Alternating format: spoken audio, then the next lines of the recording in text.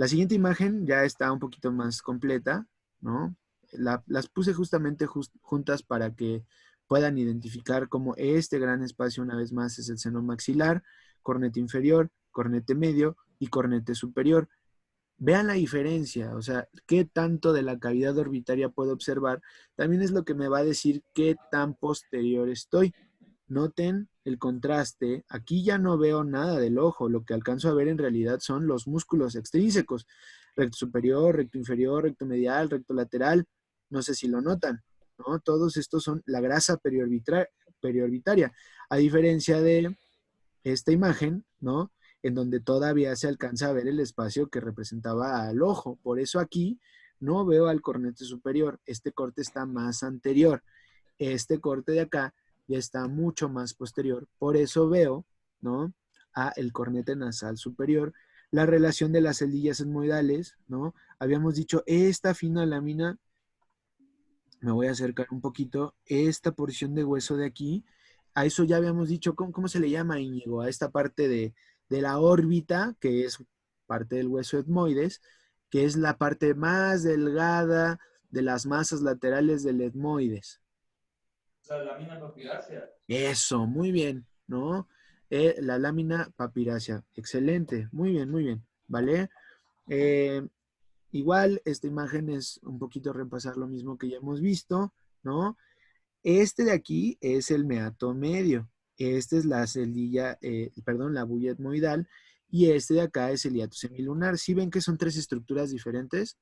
Bulla, como donita, el meato y el hiato. El meato recibe al seno maxilar, ¿no? Justamente ahí está drenando el seno maxilar. Aquí las celdillas etmoidales en la bulla etmoidal y justamente a través de este pequeño alfiler vemos el paso del hiato semilunar hacia el conducto frontonasal, ¿vale?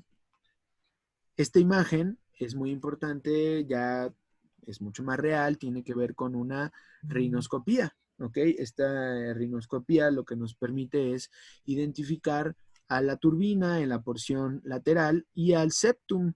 Este septum no está sano, este septum está desviado, ¿ok?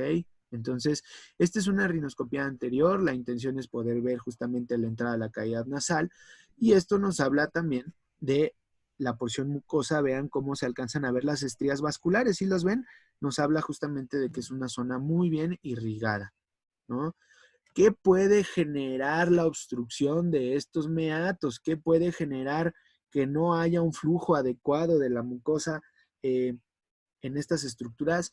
Pues muchas cosas, la misma inflamación, la rinitis alérgica, ¿no? Infecciones, pero también tumoraciones. Y estas tumoraciones de la mucosa se conocen como pólipos, ¿ok? La mucosa cuando tiene igual tumores puede generar pólipos y esto puede presentarse en mucosa nasal, pero también en mucosa gástrica o en mucosa intestinal o a nivel de la mucosa anal. Es decir, los pólipos son característicos de la mucosa, son tumoraciones afortunadamente benignas, pero que como buen tumor, pues ocupan espacio. Entonces, los pólipos nasales, ¿no? Pueden generar obstrucción de la vía nasal, de la vía aérea, y pueden dar como consecuencia, por ejemplo, sinusitis. ¿Por qué?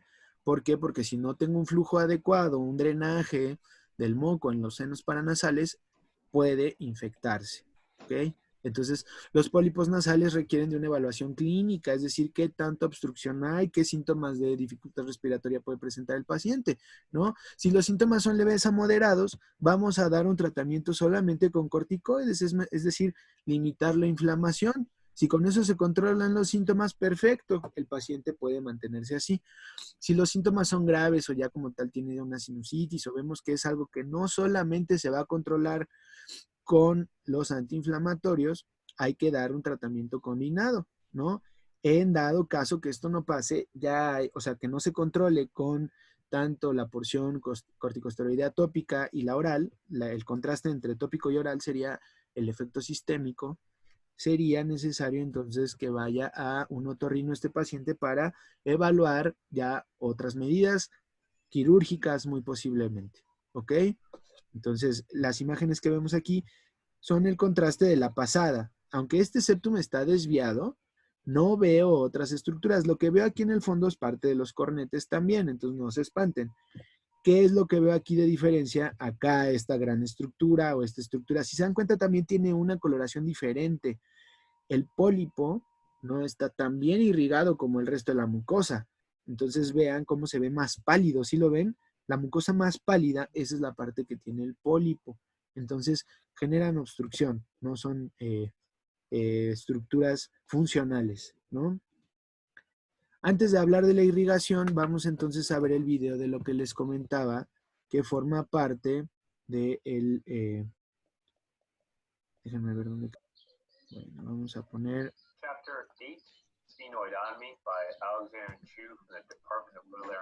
Están escuchando la descripción del video, ¿no? Sí. Le voy a adelantar un poquito. Bueno, no son tantos, son 3 minutos, ¿no? Antes de que continúe el video, ¿se acuerdan que ya habíamos visto una cirugía justamente de un abordaje transesfenoidal de un adenocarcinoma Resección de beneficiario, ¿no? sí. Exacto, muy bien. Bueno, esta sería una variante a ese abordaje, ¿ok? Pongan mucha atención. This will be covered in chapter 28 when we talk about the endoscopic resection of pituitary tumors. For this chapter, we're going to focus on the approach that we use that's commonly incorporated in a functional endoscopic sinus surgery. This is the transethmoid approach to the sphenoid sinus. The first step of the procedure is to identify the superior turbinate. We use the roof of the maxillary sinus as our superior limit of dissection. We first dissect out the posterior ethmoid air cells using the ¿Escucharon eso? Dice, a ver, lo primero que hay que hacer es identificar a la concha superior, ¿no?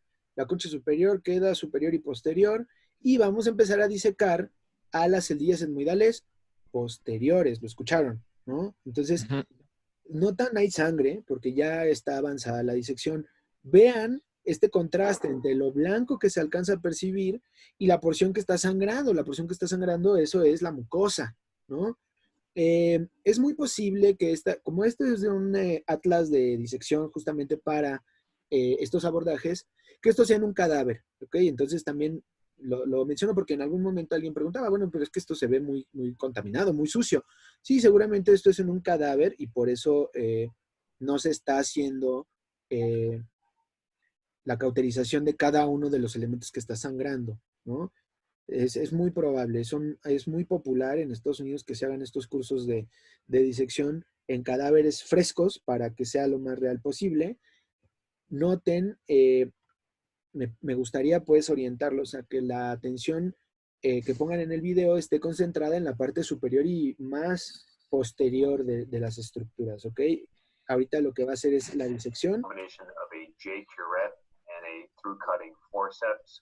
We can take care not to dissect above that roof of the maxillary sinus. And by resecting the posterior ethmoid air cells, we're starting to see the superior turbinate. The superior turbinate is just posterior to the basal lamella of the middle turbinate. And in this video, you will see the bulk of the superior turbinate, as well as this horizontal lamella, which attaches to the loud nasal wall. We use the roof of the maxillary sinus to approximate the height of the natural os. Here, we're going to go ahead and use a straight through cutting forceps to excise the lower half of the superior turbinate.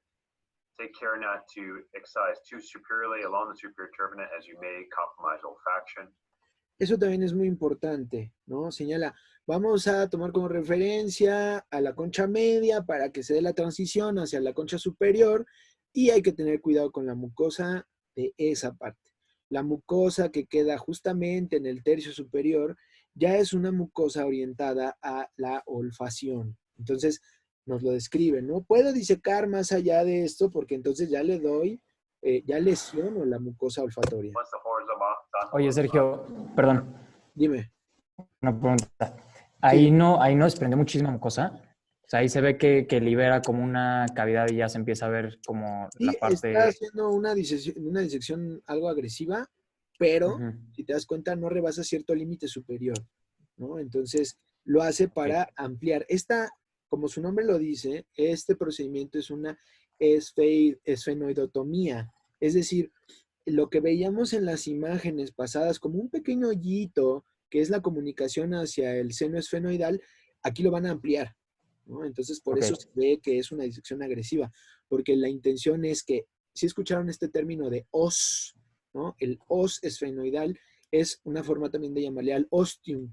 Ostium es lo mismo, es un foramen, ¿no? Entonces, es un pequeño hoyuelo que comunica al seno esfenoidal con el resto del receso esfenoetmoidal que queda justamente con relación a la celdilla etmoidal posterior o a la concha superior. Entonces, la pinza que está utilizando es una pinza lo suficientemente rígida como para raspar el hueso. ¿Se dan cuenta que está haciendo eso? ¿No? Entonces lo que va a hacer es un abordaje que permita que sea mucho más grande para eventualmente entrar al seno. Natural os lies just posterior to the superior turbinate. Once we've identified the natural os, we're going to go ahead and enter into the sphenoid sinus using a J curette. There in the video, you see the natural os, which approximates the height of the roof of the maxillary sinus. The J curette is used to enter into the sphenoid sinus, and then we're going from known to unknown. We're going to take down the lateral and anterior face of the sphenoid, going from medially, where the natural os is located, to laterally towards the orbital apex. We then use a combination of 2 and 4 millimeter Kerrison punches to take down the bone of that anterior sphenoid face. We're also going to go ahead and expand the sphenoidotomy superiorly by taking down the superior anterior sphenoid face up towards the skull base. Please take care as you are using this instrument medially and superiorly to not travel too far superiorly to compromise olfactory fibers. The last step is to expand the antrostomy both inferiorly and medially.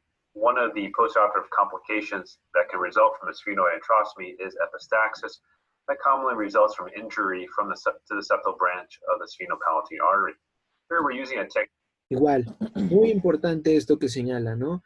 Una de las complicaciones, nos dice, más frecuentes de este abordaje es una epistaxis, ¿no? Una epistaxis posterior por darle a las ramas septales de qué arteria, lo acaba de señalar. Esfenopalatina. Muy bien, ¿no? De la arteria esfenopalatina. Entonces, no todos van a ser otorrinos, no todos van a hacer estos abordajes, pero él que lo está haciendo, pues tiene que conocer muy bien estos puntos para no lesionarlos. Vamos a ver ahorita que terminemos este video, para introducirnos al tema de la irrigación, cómo se maneja una epistaxis posterior, y se ve muy padre porque se alcanza a ver el pulso de la arteria. Ahorita lo vamos a observar. Yo tengo una pregunta. Sí, dime. En este caso, ¿por qué harías este abordaje? ¿A causa de qué? Ah, bueno, ya justamente lo platicamos cuando empezamos, ¿no? Principalmente son abordajes para poder entrar al seno esfenoidal. Razones para entrar al seno esfenoidal: tumores, ¿no? Principalmente es algo que se hace un abordaje conjunto. Entra primero el equipo de otorrino y luego ya el neurocirujano es el que termina el procedimiento para hacer la disección del tumor. ¿Ok? Ok. Entonces, Sí, gracias. si lo observas, ahí está haciendo una antrostomía, es ampliar la entrada del ostium esfenoidal para llegar al seno, ¿no? Esa es la intención. Ahora, por eso explicaba un poquito la situación del cadáver, ¿no? O sea, es muy probable que esto solamente sea, en este caso particular, con un fin didáctico, porque no señala que posteriormente esto vaya a ser otra cosa, ¿no? Void coming across that septal branch. We're using a suction inferior elevator to drag the mucosa inferiorly while exposing the bone behind it in order for it to be excised with a straight mushroom punch. If the septal branch is encountered during surgery, it can be controlled with a suction monopolar cautery, often at setting of 20 or 25. That same straight mushroom punch can also be used medially to excise the medial wall of the sphenoid as well as some of the posterior nasal septum in order to further enlarge the antrostomy. Once we're done with the antrostomy, we should have no exposed bony edges. Bien, entonces vamos a observar el de la epistaxis, ¿no? Este video es un poquito más corto, si no me equivoco. Pongan atención, sí lo están viendo todos, ¿verdad? Igual, es una rinoscopía, está entrando a la cavidad nasal. Este es un video un poquito más corto y más complicado porque está sangrando el paciente. Entonces,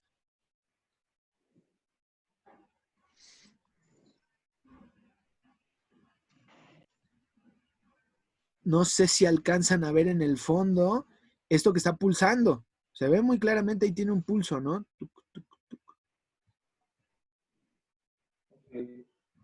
Nos describe justamente ahí hay un sangrado activo, ¿no? Un sangrado activo le llaman el punto S, justamente hablando de que es la arteria esfenopalatina, ¿ok? ¿Sí lo vieron? Sí. ¿O no? Sí. ¿Sí? Sí. Vean, no hay poca sangre, o sea, esta cavidad nasal está bastante llena de sangre y acuérdense, medial, ¿no? Aquí estamos en la cavidad nasal del lado derecho, ¿ok? Entonces, lo que queda aquí sería el septum y lo que vemos de este lado serían los cornetes, ¿ok? Por eso en el fondo vemos el sangrado activo de la arteria esfenopalatina, que estaría ahí, entonces, a nivel del foramen esfenopalatino, ¿ok? Sergio, Tenemos, normalmente, ¿por qué se daba la epistaxis posterior? O sea, ¿cómo es que se puede romper o bueno, lastimar la pueden ser arteria diferentes esfenopalatina? causas, ¿ok? Puede ser una cuestión idiopática, ¿no? Creo que por aquí habíamos puesto parte del manejo. Aquí, ¿no? ¿Alcanzan a ver la presentación o no la ven? Sí. Sí, a ver. Sí, doctor. Entonces, ya, o sea, esto como tal es una cuestión un poco más clínica, pero para que no quede en el aire, ¿no? ¿Qué causas puede haber? Pues algunas relacionadas con traumatismos, ¿no? Algunas relacionadas con coagulopatías, ¿no? Desafortunadamente no, no son tan buenas noticias que esto esté pasando porque nos habla de que probablemente, ¿no? Eh, haya algún déficit en cuanto a la cadena, la vía de coagulación, ¿ok? Entonces hay que tener bien presente que si es una persona sin ningún dato de riesgo, por ejemplo, que no le hayan pegado, ¿no? O que no haya tenido un traumatismo y de la nada empieza con este sangrado de manera activa, pues hay que ver que no tenga problemas en coagulación o que haya una malformación a nivel del vaso, ¿ok? También podría ser por hipertensión. La hipertensión también podría estar asociada, claro, sí es una buena ruta diagnóstica. Sin embargo, tampoco es de manera directa. Suelen ser cuestiones multifactoriales y también puede ser idiopática. Entonces, lo importante es el tratamiento y a partir de ahí hacer ya la investigación, ¿no? O sea, primero lo voy a tratar y ya luego voy a ver por qué está pasando esto, ¿vale? Entonces, déjenme ver si por aquí habíamos puesto alguna otra imagen. Ok.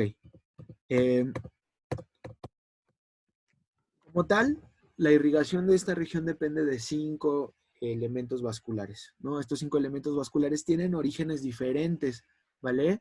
Las 5 fuentes que van a irrigar a la cavidad nasal, tanto en la pared medial como en la pared lateral, van a ser 2 etmoidales, anterior y posterior.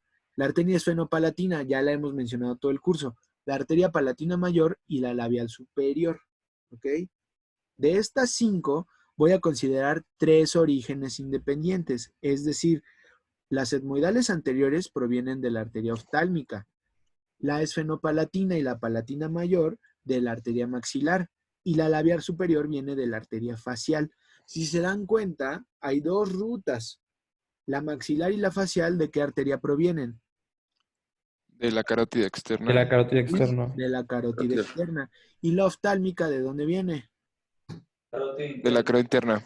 Muy bien, de la carótida interna. Entonces, de alguna manera se cierra el círculo, aunque se separaron en externa e interna, las 2 porciones de la carótida van a irrigar a la cavidad nasal. Tomen eso en cuenta, por favor. Como su nombre lo dice, las etmoidales, tanto anterior y posterior, estarán superiores, ¿ok? Con relación al hueso etmoides.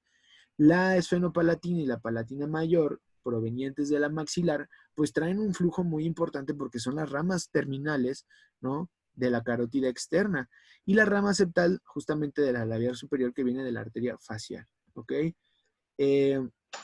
¿Cómo es que se comunican? Bueno, la palatina mayor, aunque su nombre es de paladar, va a pasar justamente por el conducto incisivo que ya habíamos visto cuando vimos la base de cráneo, ¿no? Es decir, va a perforar el paladar duro. Esto es más anterior. Justamente vamos a encontrar un plexo anterior que se conoce como el plexo de Kieselbach, ¿ok? ahí es justamente en donde se van a anastomosar las 5 arterias que irrigan el tabique, abusados. Por eso hacíamos una gran distinción entre epistaxis anteriores y epistaxis posteriores. ¿Ok? Vamos a la imagen, aquí lo podemos observar, ¿vale? Vemos cómo justamente en la parte anterior se forma un plexo. Será raro que señalemos plexos arteriales, la mayoría son venosos o bueno, también en su versión de nerviosos, pero aquí sí se describe un plexo arterial, ¿no? Un plexo anterior en la cavidad nasal, que es el área de Kieselbach. Si se dan cuenta, es lo que está enmarcado en anaranjado, ¿no? ¿Y por qué? Pues porque ahí se unen todas las arterias. Las 5 fuentes que irrigan a la nariz son las que van a unirse ahí. Por eso la epistaxis anterior, habíamos dicho, es relativamente más común. Y puede ser por varias cosas, una vasodilatación excesiva, un traumatismo, ¿no? Diferentes situaciones, el aumento de la temperatura, ¿no? Cuando yo estoy expuesto al sol un buen rato, de repente me empieza a sangrar la nariz. ¿Por qué? Pues porque este aumento de la temperatura genera vasodilatación. Son mucho más susceptibles estas arterias. Y también habíamos dicho, no es algo que de manera aislada me preocupe. De hecho, a la mamá lo que más le preocupa es que no ensucie el uniforme, ya lo habíamos platicado, ¿no? Estas como tal tienen un manejo, pues en muchos casos ni siquiera médico, ¿no? Solamente una posición que evite el sangrado y reposo, ¿no? Puede hacerse una pequeña presión para favorecer la hemostasia y eventualmente esto se autolimitará. A diferencia, ¿no? De la epistaxis posterior. Observen en el video, justamente nos decía que tuviéramos cuidado con esta rama que se alcanza a ver aquí. La voy a señalar. Esta ramita que está aquí. Lo que vimos hace rato, justamente la disección de la antrostomía del esfenoides, el cirujano estaba trabajando aquí, en donde tengo el cursor. Justamente por eso dice, hay que tener cuidado con la rama septal de la arteria esfenopalatina, porque esa sí me puede generar una epistaxis posterior y esa ya necesita un manejo diferente, ¿ok? Entonces, vamos a ir señalando cada una de estas. Vienen por aquí adelante las etmoidales anteriores y etmoidales posteriores. Si se dan cuenta, pasan por los forámenes que ya habíamos descrito. Cuando vimos la fosa craneal anterior, dijimos, está la lámina cribosa y la crista Galli. Y adelante y atrás de esta lámina cribosa veíamos a los forámenes etmoidales, ¿se acuerdan? Que eran pares, sí, uno de cada lado. Entonces, esto es justamente que decíamos, ¿qué pasa por ahí? Vasos homónimos, ¿no? O sea, por los forámenes etmoidales anteriores, las arterias y venas etmoidales anteriores. Y por los posteriores, las mismas, ¿ok? Las arterias y venas etmoidales posteriores. No, no te oí nada, Íñigo. No, perdón. Es ruido de la casa. Ah, bueno, ok. Entonces, vienen estas dos etmoidales, viene por adelante a través del foramen incisivo, la rama septal de la arteria labial superior, viene la palatina, ya la vieron por acá, ¿no? Y por atrás la esfenopalatina. Están aquí descritas, ¿vale? ¿Sí queda clara esta imagen? Acá tenemos la otra, digamos, propuesta por parte de Gray. Me voy a acercar un poquito más para que lo puedan ver. Vean la distinción. Gray sí hace una distinción con respecto a la porción lateral que vemos acá abajo y la porción septal. Vean que no se ven exactamente iguales porque en la lateral pues vemos a las conchas, vemos a los cornetes y en la septal pues no. Aquí vemos muy claramente entonces el área de Kieselbach, lo que en la otra imagen se veía en anaranjado, aquí lo vemos delimitado por un círculo, la anastomosis de estas arterias, ¿vale? ¿Cuáles son? Pues igual, etmoidal anterior, etmoidal posterior, la esfenopalatina, la labial, ¿no? Y la palatina que vemos de este lado, ¿vale? ¿Sí? La palatina mayor que vimos pasa justamente por el foramen incisivo. Este de aquí es el foramen incisivo. Esta arteria viene de la maxilar, ¿ok? Está pasando por el techo de la cavidad oral y de ahí se comunica. También por eso decíamos, con tus compañeros del 2 lo platicaba, a veces cuando te sangra la nariz no falta el que te dice, pon tu dedo y presiona el paladar, ¿no? Te está sangrando la nariz, presiona el paladar y vas a ver cómo te deja de sangrar. de alguna manera esto funciona, ¿no? O sea, estos mitos, estas situaciones, estas recomendaciones de la calle son basadas en ciertas cuestiones. No es completamente una locura. ¿Por qué? Porque la arteria palatina mayor está pasando por ahí. Entonces, cuando a ti te sangra la nariz, una epistaxis anterior, abusados, ¿no?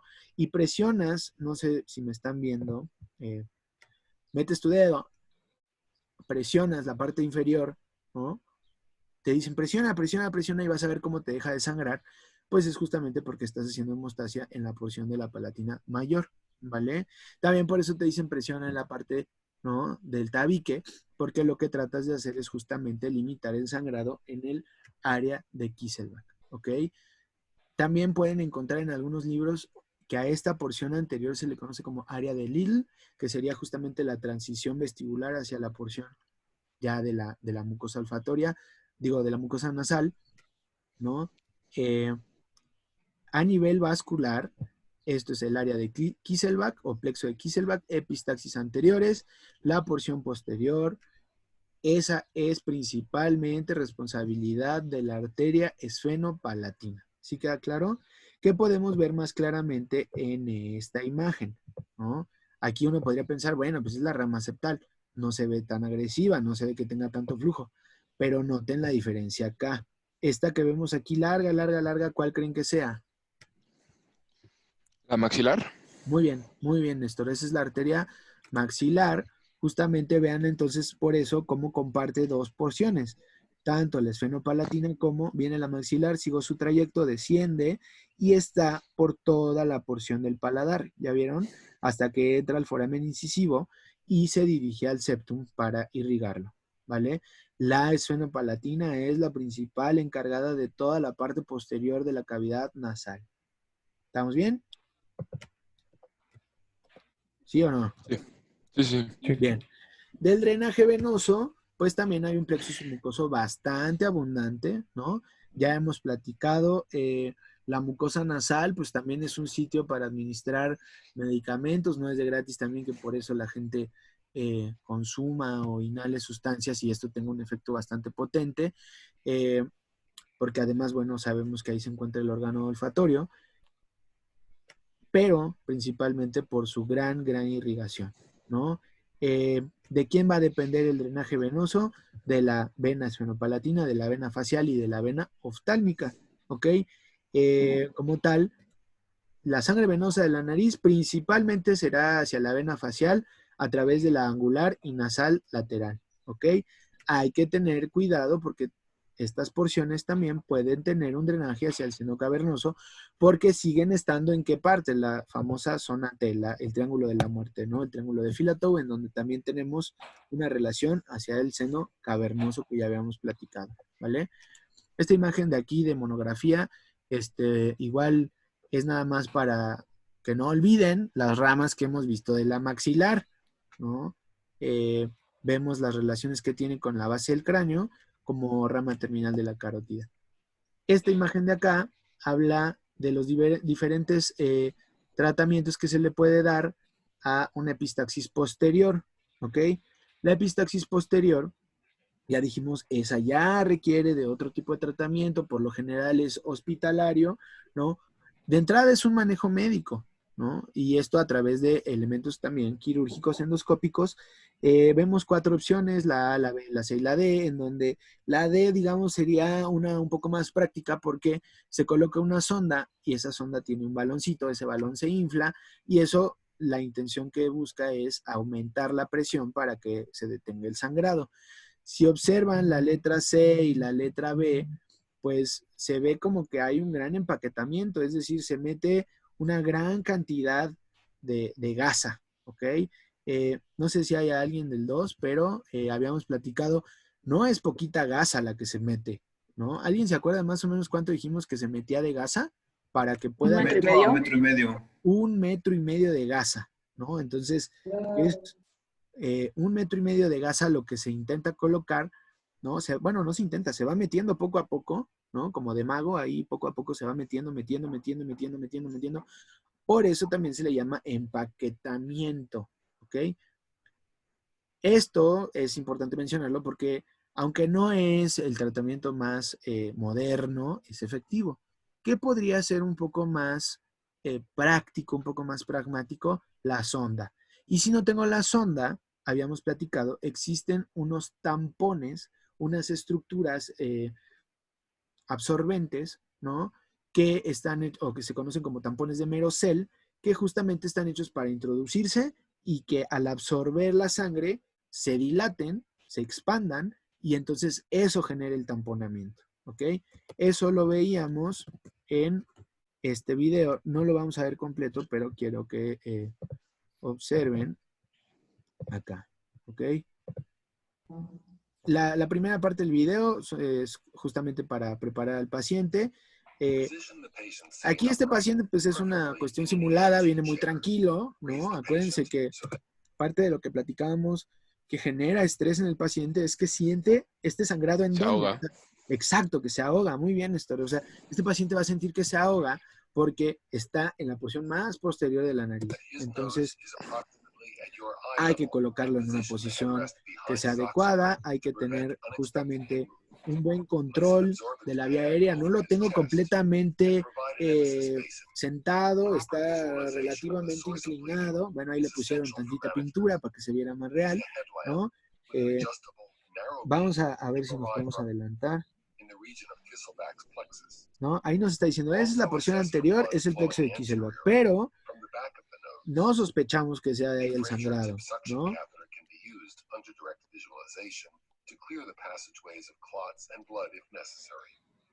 Next, consider applying a topical vasoconstrictor spray, such as oxymetazoline.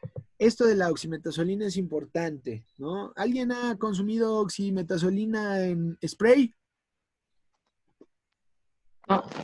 No, nadie, segurísimo. Es muy común, de hecho, ¿eh? No es... Es agua de mar o... ¿Es el No. Iliadín? ¿Cómo? ¿Iliadín? Iliadin. Tiene diferentes presentaciones comerciales. ¿Afrin? Exacto. Yo me lo pongo. Exacto. Es bastante común, ¿no? Es justamente un vasoconstrictor. Busca estimular. ¿Oximetazolina? Así es, lo decíamos, es la oximetazolina, ¿no? Es un alfagonista, lo que trata de hacer justamente es generar vasoconstricción. Porque aquí sí, y en el otro que vimos antes no estaban todos, pero en el otro no. Bueno, porque aquí está sangrando, ¿no? Aquí ya está un sangrado abundante, lo que hay que hacer es vasoconstricción, ¿vale? Por eso se recomienda, ponemos algo que genere vasoconstricción para detener o limitar el sangrado, ¿no? Entonces... Oye, Sergio, una pregunta. Sí. ¿Y cómo es que eso hace vasoconstricción? Ya lo habíamos platicado por los receptores a los que va a estimular. Ok. O sea, es un alfa agonista, lo que busca justamente es vasoconstricción, ¿no? Ok. No sé si lo Gracias. llegaron a ver en fisio, pero alguien mencionó Iliadin, efectivamente, el Afrin, ¿no? Hay muchas marcas, pero al final el componente es la oximetazolina y para Pharma, ¿no? Quizás un poquito adelantándonos, hay que reconocer, es un alfa agonista, ¿no? Y aquí lo que busca es vasoconstricción. Sirve como anticongestivo o para aclarar la nariz. ¿Por qué? Porque lo que hace es cerrarle a la llave. ¿Sí me explico? Sí, ok. ¿Cuándo me echo el Afrin? No cuando estoy sangrando, ¿verdad? No es lo común. Es cuando tengo mucho ¿qué? Moco. Escurrimiento nasal, así es. Sí. Yo estoy con el escurrimiento nasal. Parece que, de hecho, parte de los comerciales es que le dice, ciérrele a la llave, ¿no? ¿Por qué? Porque al generar vasoconstricción, ¿no? Lo que va a hacer es ayudar a limitar el flujo sanguíneo, por lo tanto habrá menos producción de moco, por lo tanto podré respirar mejor. Hay que tener cuidado con estos medicamentos. ¿Por qué? Porque se va generando una tolerancia, ¿vale? Y puede después generar un efecto de rebote, ¿no? En donde yo dejo hipotrófica, en este caso, a la mucosa. ¿Por qué? Porque le estoy cerrando la irrigación, ¿no? Entonces, hay que tenerlo presente. Nos queda menos de un minuto. Por si se llega a cortar, ahorita los vuelvo a contactar. Bueno, en realidad ya acabaría la clase, ¿no? Solamente quedan 10 minutos. Sí. Bueno, Vamos a cerrar entonces el tema. Quiero que vean la parte en donde está haciendo el empaquetado, ¿no? Vean. Eso puede ser hasta de 1 a 1.5 metros, ¿no? De la gasa, que es lo que está metiendo en la cavidad nasal para limitar el sangrado, ¿no?